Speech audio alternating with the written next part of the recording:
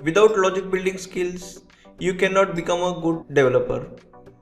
You can use these tips to improve your logic. Practice as much as possible. Write your code, don't just copy paste code. Practice in this way, it will help you to build better logic in short time. Check solutions provided by other developers. If you are stuck, there is no point in wasting time on the same problem. Better, you can search for solutions on Google and try to implement them similarly. Why is very important.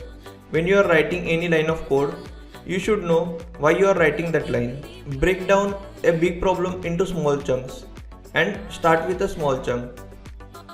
Learn new things regularly. Don't just watch videos. Until you implement it, you will not understand it. Write clean code. Learn programming paradigms. Learn design patterns.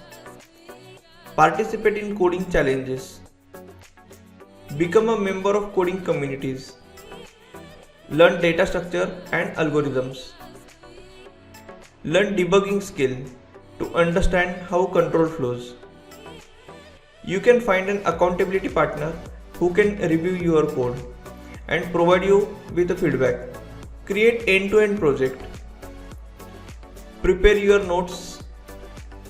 Remember, logic cannot be built in a day. You need to practice every day.